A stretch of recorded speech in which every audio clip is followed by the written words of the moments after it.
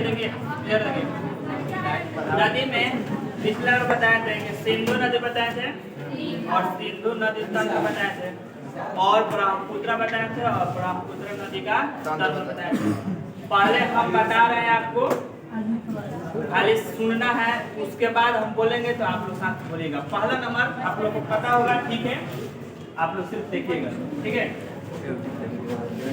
देखिए यहाँ पर कौन सा होगा जगह, तिब्बत। तिब्बत का मानसरोवर झील है, यहाँ से एक नदी निकलती है जिसका नाम है सिंधु नदी। कौन है? सिंधु। यह तिब्बत का मानसरोवर झील है, यहाँ से निकलती है और जम्मू कश्मीर होते हुए या पाकिस्तान होते हुए कहाँ पे आ जाती है? तो यह अरब सागर में आती है। किसमें आती है? अरब सागर में, ठीक है।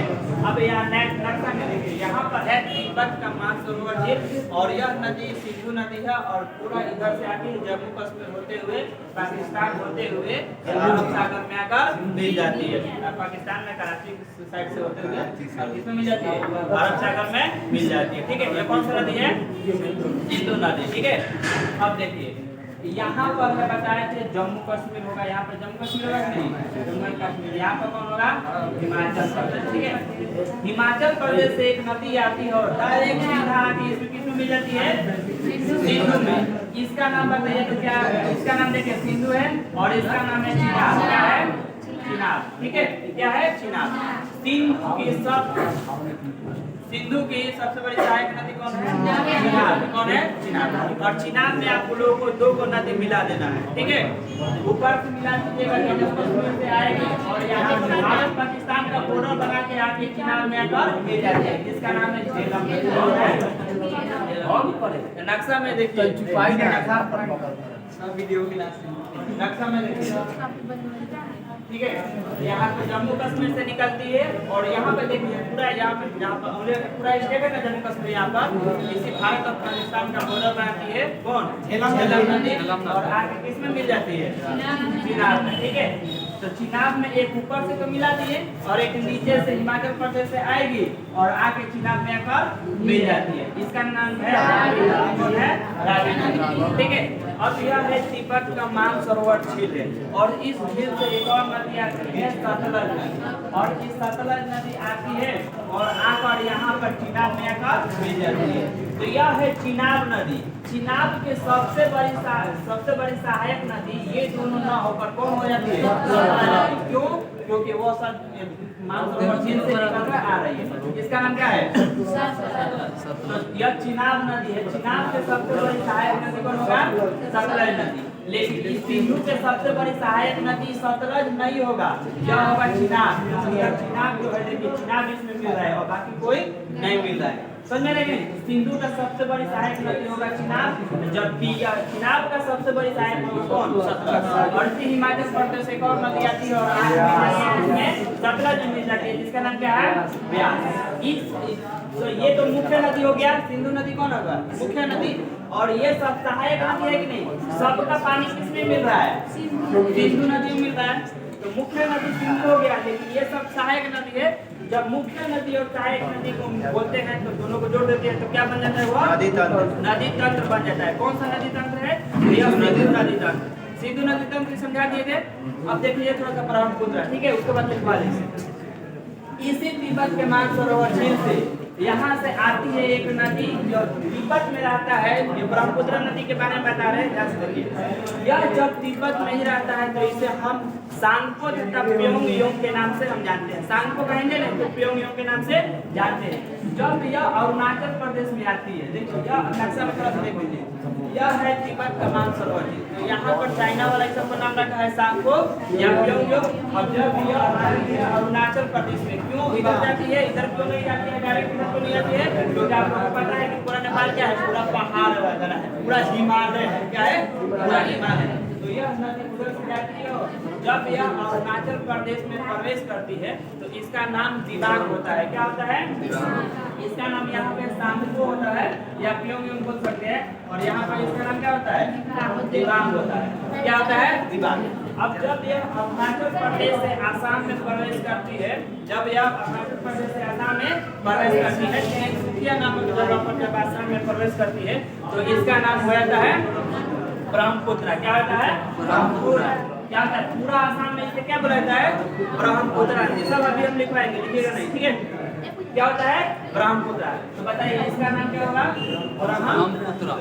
लेकिन यह ब्रह्मपुत्र नक्शा में देखिए, यह पूरा आसाम में इसे ब्रह्मपुत्र बोलेंगे। जैसे यह बांग्लादेश है, उजला कलर का जो दिख रहा है में, यह है बांग्लादेश। यह जब नदी यानी ब्रह्मपुत्र जब बांग्लादेश में प्रवेश करती है तो इसका नाम होता है जमुना। क्या होता है जमुना। यहाँ से जब बांग्लादेश में होता है इसका नाम जमुना।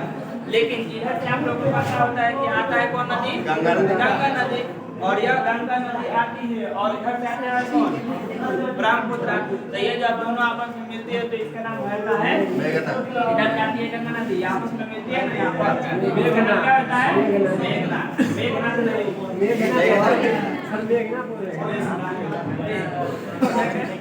मेघना कौन नदी मेघना।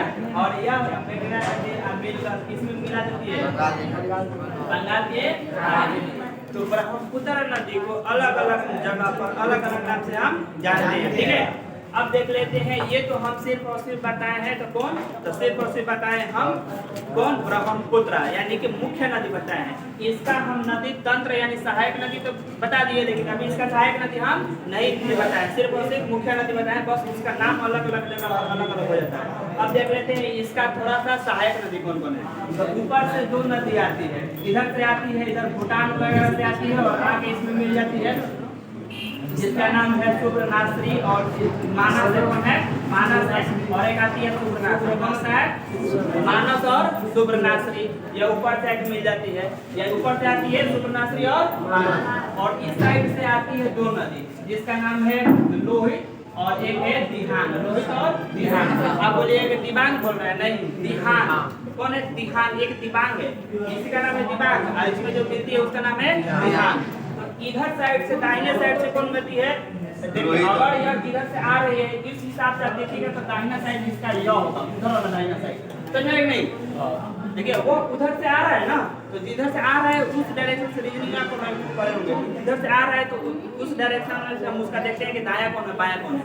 यह नदी इधर से आ रही है तो बताइए यहाँ पर आएगी तो इसका दाहिना कौन होगा, वो वाला होगा, यानी कि सुब्रनाश्री और मानस इसका दाहिने दिशा में है, ठीक है। और लोहित और दिहान क्या है उसका बायां दिशा में है, ठीक है। अब आप लोग बताए थे कि यहाँ पर है सिक्किम। कौन है सिक्किम, नक्शा में देखिए यह है सिक्किम, ठीक है।